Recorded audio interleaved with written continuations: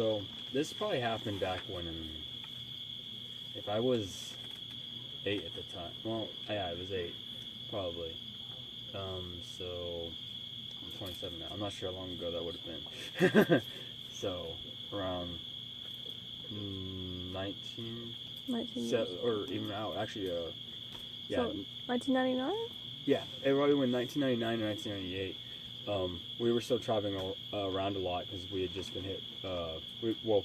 First we were hit by tornadoes and stuff like that, so we were still traveling. Went back up to Amarillo, and we still traveled again. My family's just always been traveling.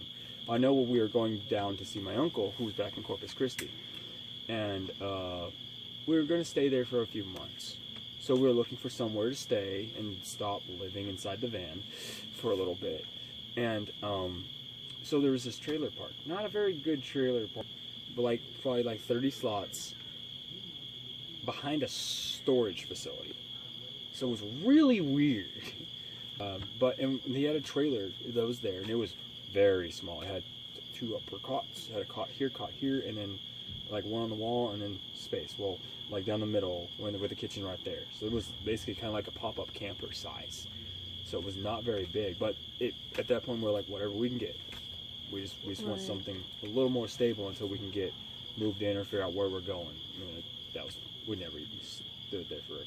Well, I actually think about what happened after this event, we moved a lot, instantly. But basically, so we stood in that place, and that we went to this place, and we got to look at the trailer. My dad said, "Yeah, that's fine. We'll be here." And he was going to look for work and stuff around there and so forth. And it felt weird. It felt really weird, and my mother didn't like it. She didn't like it at all. She wanted to just keep. She's like, I'd rather just keep going in the van and let's find somewhere else. And he's like, we need to stay here. I need to get some money coming in. My father was really persistent about being here for at least a month or so. So he was like, let's do this, let's get this, and eventually agreed. So we're in this place, and I remember it was really weird. And for a few days, it was okay. It was pretty okay. And it turned out being that, and everyone was kind of settling in. It was being okay. But then this one night, I had trouble sleeping, and I was like, So I was just staring up. And then suddenly, because I had all these stuffed animals and stuff with me and literally I saw one of them just get up, sit straight up, and I looked at it, and I looked back. It was because it was here, so it was like that, and I saw it sit up like that. I was like, what's going on? And as soon as I turned back to my vision this way, I still don't know what it all means, what happened to what I saw. And it was, I'm pretty sure it was some type of demonic being trying to show me, trying to emit fear into me. Because all I saw was the two, what would have been the 2 bunks. They were there, and I could see my parents behind that, but there was this black image there.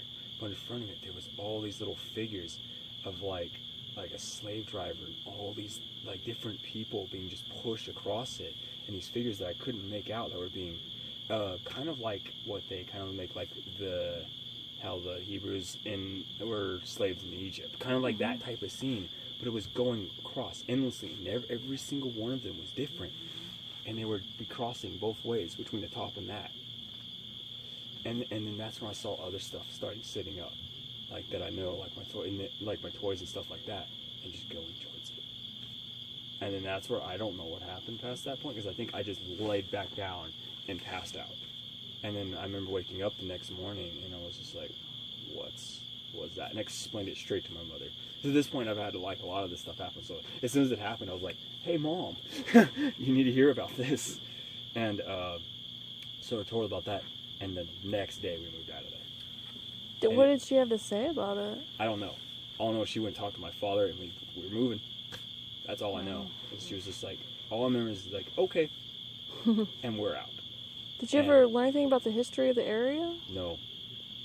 I don't even technically know where we were at. All I know is it was, okay, I do know a little bit, because we stopped in Austin for a little bit. So it was in between Austin and Corpus Christi. So, and I think it was probably closer to the Corpus Christi area. So it could have been anywhere, maybe even San Antonio in there. Like I said, I wouldn't really have known the terrain exactly. Like I said, I was in the back of the van most of the time, just reading books or playing with my toys at that time since I was like 8. And I never, like, at that point, after a few, like, weeks of just traveling in the back of a van, like, on and off, you just, like, you've got things to do. You start zoning out about where you're at. Because we traveled everywhere in that van. So I kind of lost it where I was at. But it definitely, and it is kind of strange. Like I said, the location of everything, it just felt weird. And I know that sometimes, knowing how some of the demons act, that because I always thought, I was like, the entire thing I still think about, I was like, that was a really weird place for a trailer park, like a 35 like park trailer. I was like, it's really, really weird that was there in that particular spot. Well, it's like how the last time we talked, we were talking about how certain demons have zones and stuff like that.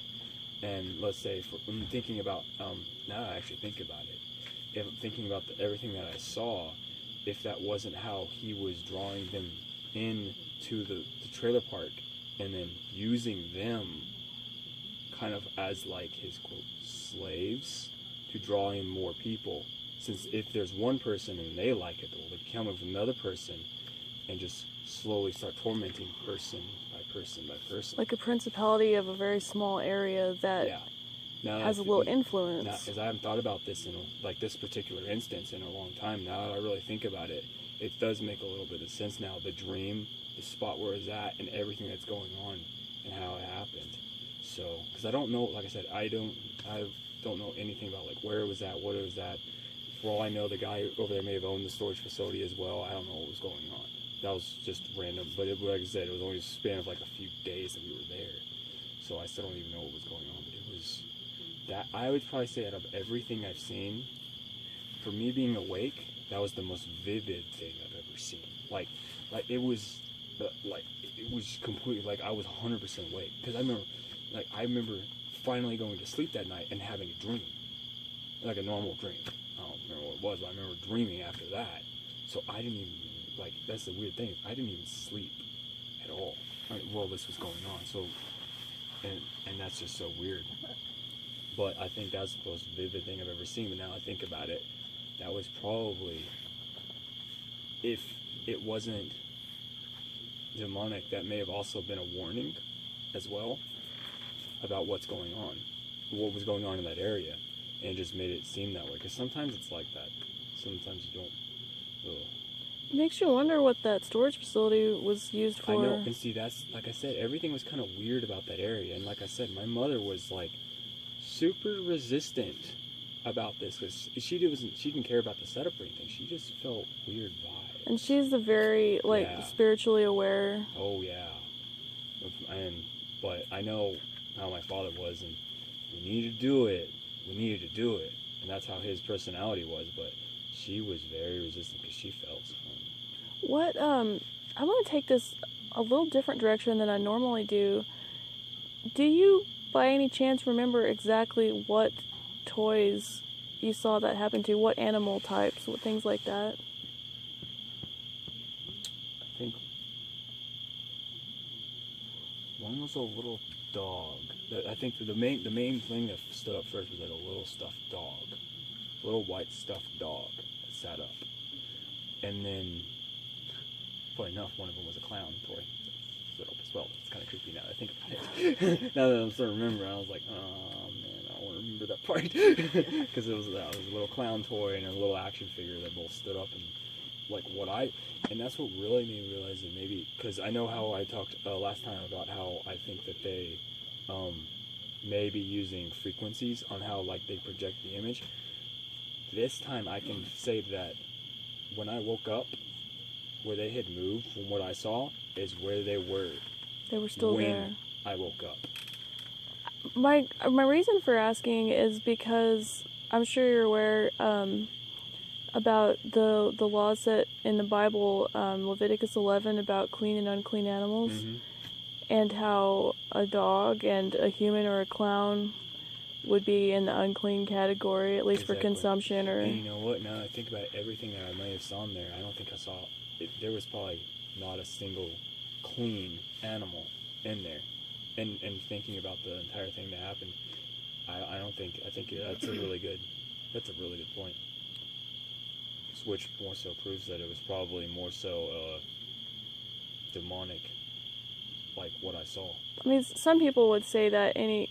I mean, I'm sure some people would argue that any image of anything under the heavens or earth would be like taboo. But I mean, like a golden calf, for example. But I just think it's an interesting correlation. There's some authors that have written books about Christian spiritual warfare. I'm thinking of the Hammonds. Their book Pigs in the Parlor mentions like stuffed toys being a possible kind of entry point. But it's just fascinating, and that's why I asked about that. Yeah. Yeah, no, that's the only thing I remember was a little stuffed dog set up in a stupid toy clown. Of all things. How did I have a toy clown? That's the worst gift you can give a child. Especially after all the horror movies or whatever. I know, right? Oh, man. I wonder if the storage facility could have been a place, a repository for like human trafficking. See, like I said, I don't know. Yeah, something evil, but just that kind of a strong feeling. Yeah, that far south, it could be. Like I've seen my mother like this a few times, and I don't know. It's very weird that my dad was very persistent. Well, I know how he is. Like I said, he wouldn't have cared. He would have been able, like, we'll push through it. We'll push through it. That's always his mentality is, whatever happens, we'll get through it. And that's probably what he was thinking this time. But usually anything that, because after there was one other incident. That'd probably have to be a separate one, though. We can put it separately. Yeah, we'll just stop this for now. Okay, yeah, let's do that. Thank you. Mm-hmm.